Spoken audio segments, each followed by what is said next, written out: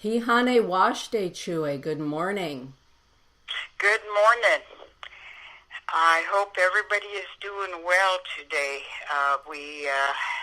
I woke up to a beautiful morning, and I just wanted to go ahead and say a quick prayer here because I attended a very exciting historical event this past weekend, a couple weekends ago, and I'm not a history buff, so I learned a lot, and there's three significant things I wanted to talk about today in regards to hearing what the elders had to say. So anyway, let's start off with a prayer this morning. Creator, thank you for another day. As all of us wake up to another day, we have a purpose and our mission is not fulfilled. We send our prayers to all those who need our prayers mentally, physically, spiritually, emotionally, and to continue knowing that you guide us to know what we have to fulfill in your guidance for our lives. I ask that you send prayers to all those, and a special prayer for all the mystic travelers that are going to be going abroad. Keep them safe, protect them, and let them have a peaceful, eye-opening journey. Oh, headset do. Good morning, everybody. Good morning, Del. This is kind of like a continuation of our creation stories, or the mysticism of some of our lives here that I talked about. But I was able to attend this historical event, 150 years of the signing of the 1868 treaty with the Great Sioux Nation and some of the Plains Indians. However, I'm not a history buff, and I'm not going to go ahead and really tap in on a lot of it, except for what I picked up, what the messages were. And I think, is this the right word that I can probably use? Claircognizance? What you felt? Yeah, absolutely, Chue. Yeah, okay, if that's the right word. I think this is what I got out of it, and it still continues. I mean, I've just been kind of, thoughts come into my mind just so quickly, and it's not something that I think about. So I think that word fits right, that our ancestors are trying to come through with the messages in regards to what's important. And I think that these three things have tapped in to my mind. We talked about a little bit of the creation story last time, and I had forgot to mention the four colors of race: the black people, the white, the red people, the yellow people, and all our responsibilities that we have to life's creation here. And they talked about that in regards to, the elders talked about that at the treaty meeting. And it was kind of an eye-opener for me, because one of the elder ladies, and she's quite active in everything, and she's like 97 years old. And so she knows a lot of her history and the things that supposedly she knows and has experience with in knowing what the treaties are all about. But they have talked about, which I really didn't know, was 1851 treaty, which precedes the 1868 Treaty of Fort Laramie. The 1851 Treaty of Fort Laramie was signed with more than, they say, over 10,000 Plains Indians that attended the treaty. Wow. And supposedly it was the largest single gathering of the Native Americans ever recorded in history.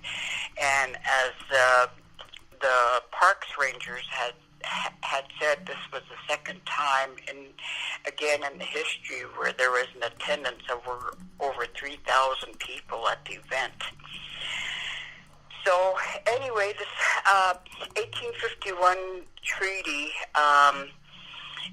they agreed upon, which again here I I learned a lot, and I guess it made me open up my eyes in regards to the word good faith. Good faith that the United States government had used, and interpretation to the Native Americans was pretty much of a lie. I guess we really have to be careful in regards to when they say good faith and consultation. No matter if you just sit down with Indian tribes, the government, in our worldview, in our eyes, they think that we came into agreement when we just sit down and they consulted with us. And I really don't know about the planetary power that they talked about. I have to go ahead and read a lot about that and see what it all means. But that was one of the biggest words that they kept bringing up: good faith and the planetary power of the Christian doctrine from way beginning. So like I said, I'm not a history buff, and I think some of you may go ahead and check and do your research on some of this stuff and how it applies to the treaty tribes. So in exchange of this good faith, they had told the Indians, and this is basically what the elders had talked about, was they had said that they were going to go ahead and build this Fort Laramie as a trading post for the Native Americans to trade. However, unbeknownst to them, they were opening a way for the immigrants to come westward. So that's where the good faith kind of came in, is how do you trust the good faith that supposedly they talked about? They lied about it. So anyway, this 1851 treaty pretty much opened up a passage of the immigrants to come west, all in exchange for a $50,000 annuities for 50 years.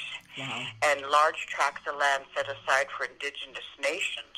Now, if you think about $50,000 for 50 years, that's not much in those days even. The buffalo hunting grounds were off limits except to the Plains tribes. So that's what they say in the Treaty of 1851. The treaty, which was never ratified by Congress, was systematically reduced to a fraction of what was agreed upon at that time.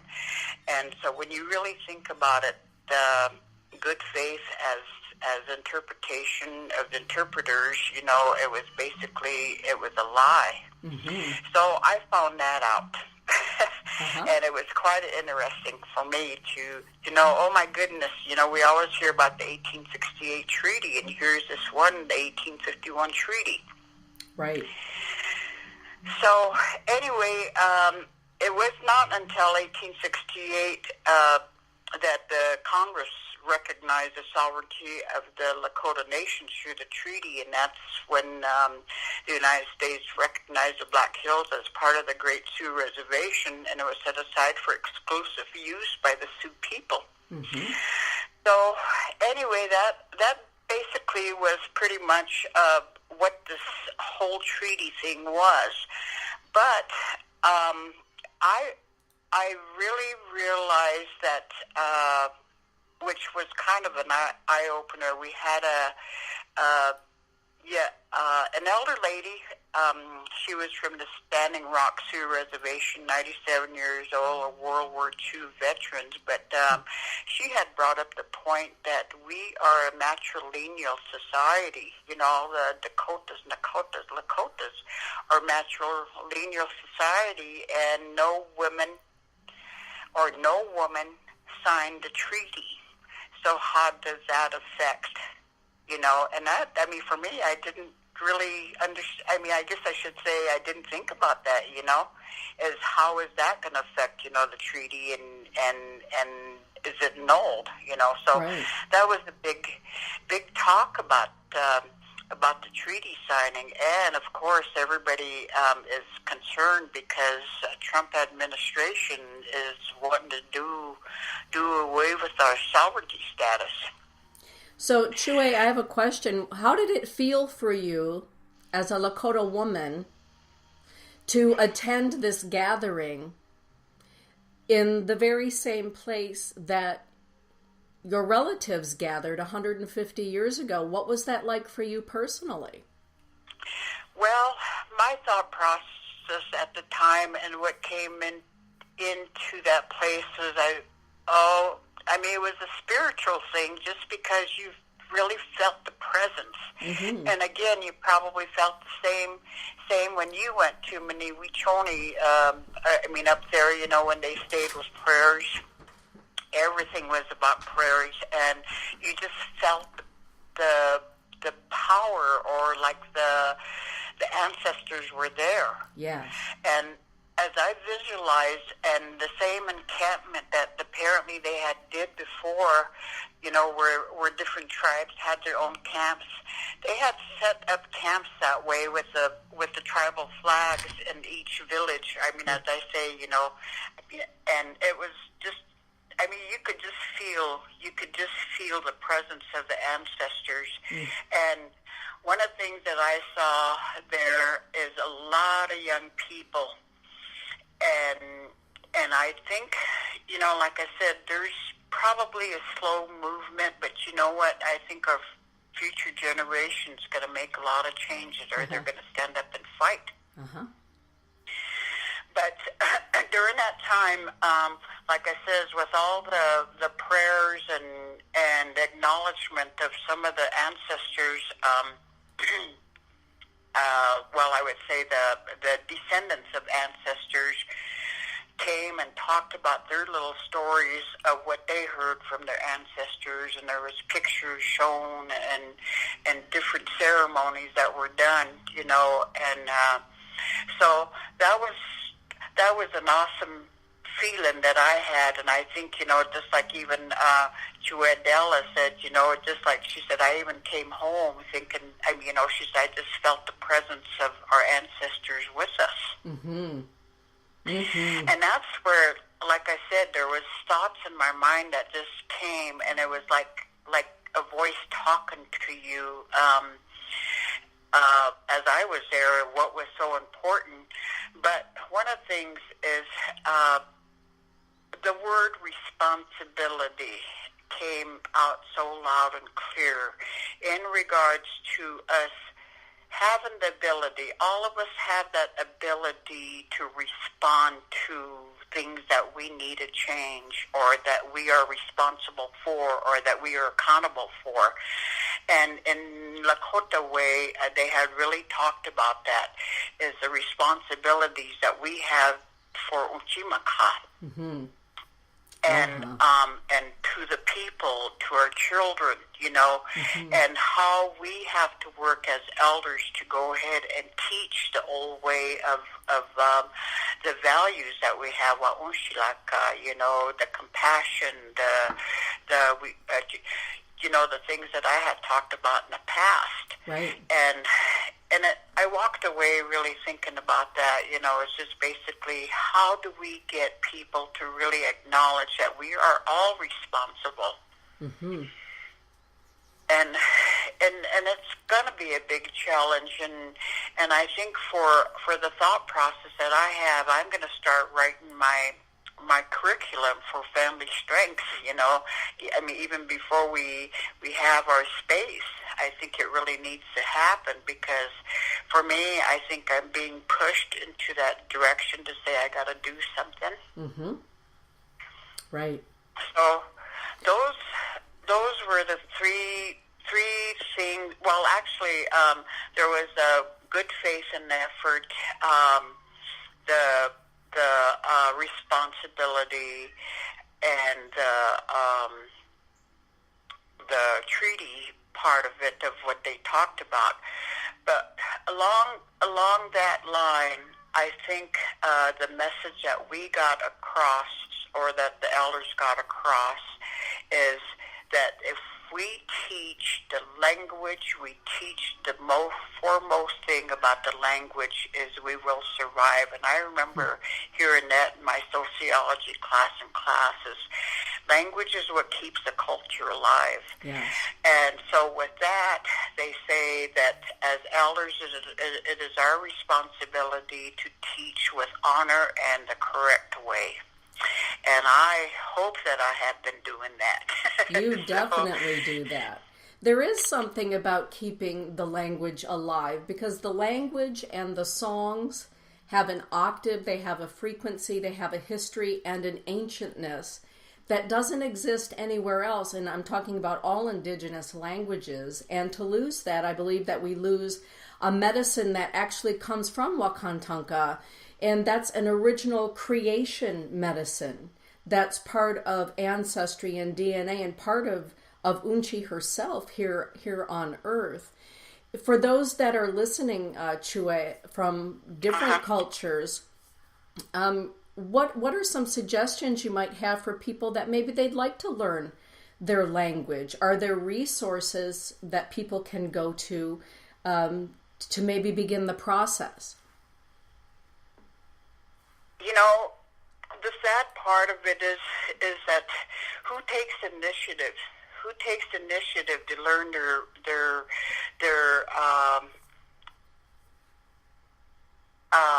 language? Right. I know that Della and I, you know, we were working with Dr. Rude out of Boulder, and then we worked with a couple of the linguists that they were trying to keep alive 10 indigenous languages throughout the world, and one of them was the Lakota language because, you know, we held on to it for so long. But just knowing from what they learned and being all over worldwide, there's really not that interest anymore. I think it's a self-imposed will to go ahead and learn your language. Right. And how do we get people to understand that? I mean, even we can't even have people, you know, walk a good road, you know, other times. So I think it's on individual basis, but languages, I think, you know, like I say, that's what makes you you. You know, that is what you carry, you know, for your ancestors. You know, so anyway, and the songs and the prayers. Yeah. So that's all I can say is, I mean, I think it is important to learn the language, and we have a lot of people wanting to learn the Lakota language, non-natives, you know, other tribes, you know, trying to pick up on the Lakota words. But I mean, even they talked about that. The elders were talking about how all different tribes are gravitating towards a Lakota way because we held on to our culture the strongest, or it's still strong. Absolutely. I've experienced that here in Michigan when people have expressed to me that, you know, if they come into the Inipi or, you know, Todd is singing, what have you, that it's wonderful that the Lakota people have preserved the language and are continuing to preserve it. And I think it's important for anyone in any community. I don't, if you're listening to me right now from Iceland or Norway or Sweden, wherever you happen to be, to learn those original songs and teachings and stories and languages, because it is a language and a divine interaction, I believe, between us and Creator. It ignites something within us. People will say, you know, we like it when you pray that way inside the Inipi. There's something about that language. But I feel really, Chue, that for anybody, it's what you're saying, anybody who wants to learn, to take the initiative. The stories are being lost all around the world. The original indigenous stories, whether we're talking about the UK or any of those countries. And I believe that this time, you know, we've talked about it, the return of Te Sawi, White Buffalo Calf teachings, was that the ancient languages and the old ways and teachings would return, but we each need to be, you said the word, responsible Mm-hmm. to learn, Exactly. to educate ourselves, and then to share it with others. Well, maybe it may not be our own people that will learn, but I share my stories, and like I say, I don't know it all, but what I share is for the listeners to go ahead and pick that up and maybe pass it on to their grandchildren. Yes. Their great-grandchildren, because these stories need to continue, I guess, and then I'm glad that some of the people have been able to write books to keep these stories alive, Mm-hmm. and there's so many, because with every story there's a moral lesson. Mm-hmm. When we have our Iktomi stories, basically, like I had explained, Iktomi was pretty much one of the ones like ego, but yet at the same time, we can see ourselves in Iktomi. Uh-huh. So in all aspects of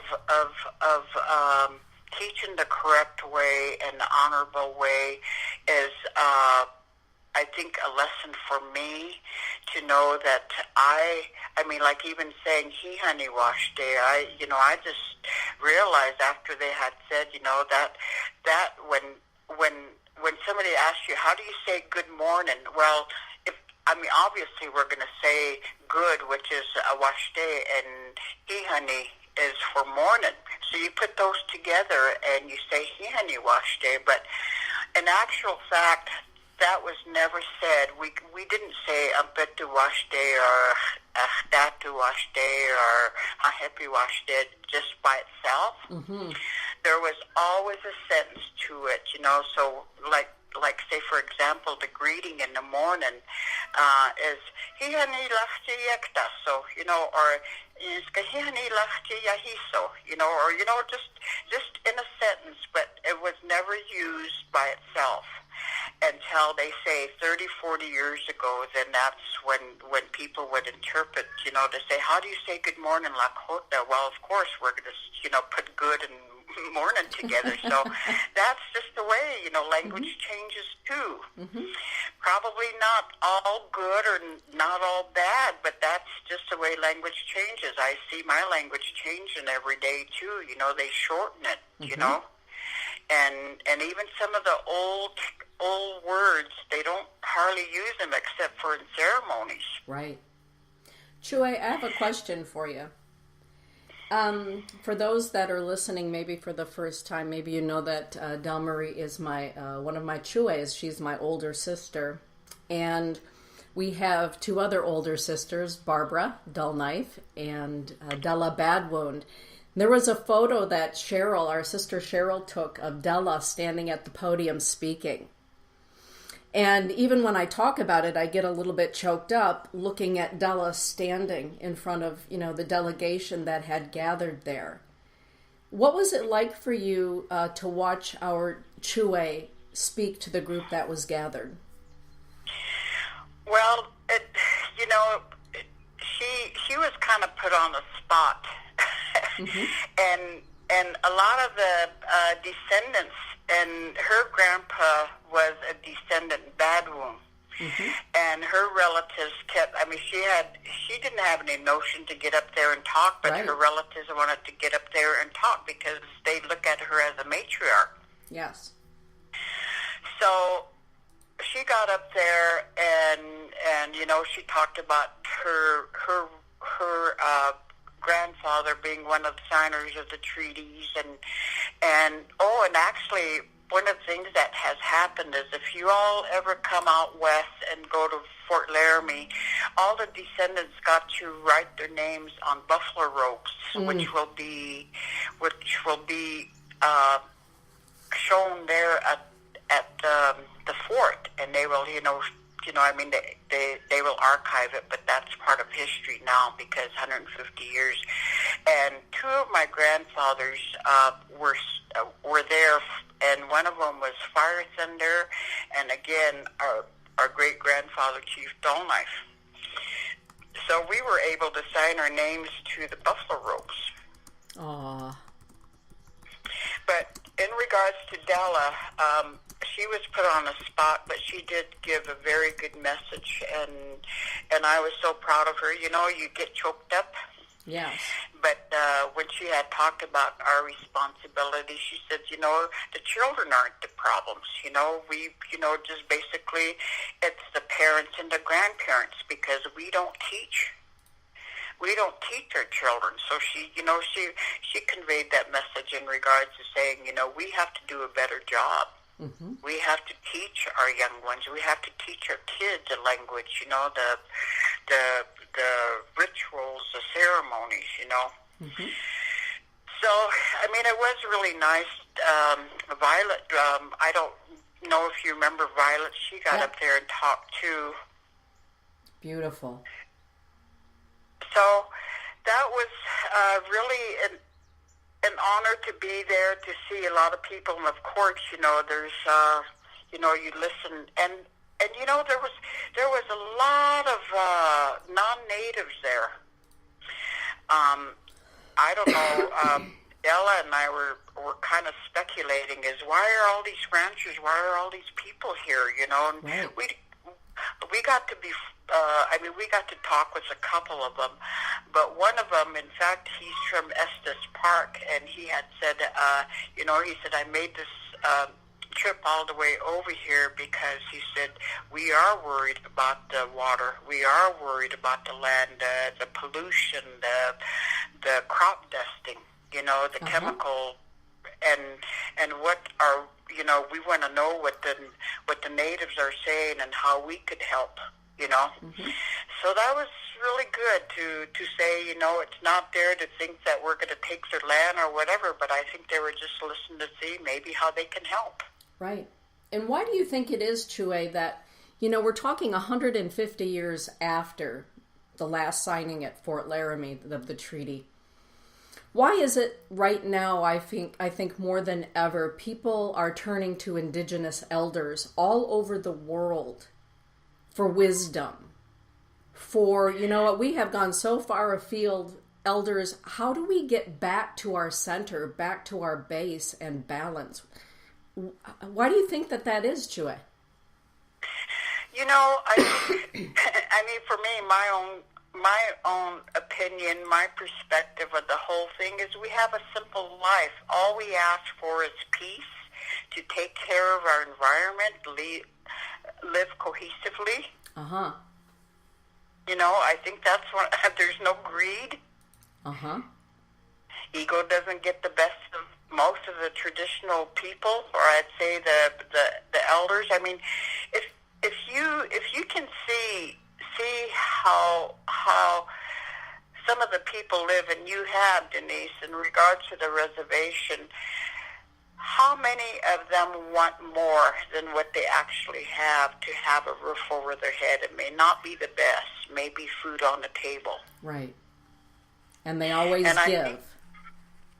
And I think that's just basically what everybody's seeing, and that's one of the things that we had talked about is, you know, we just basically have our needs. We have shelter, we have food, clothing, you know. We don't want more. I mean, I know I don't. I have all what I need. All I think about is knowing, you know, that I want a better future for the grandchildren, and beyond that is how are we going to be able to go ahead and keep Unchimaka, because this is the only planet that we're going to have. I mean, you know, this is the only place that sells fried bread. I think I posted that on David Sturkis. This is the only planet that does have fried bread. Well, thank God it has your fried bread. That's all I'm saying. Oh, my. Oh, that's funny.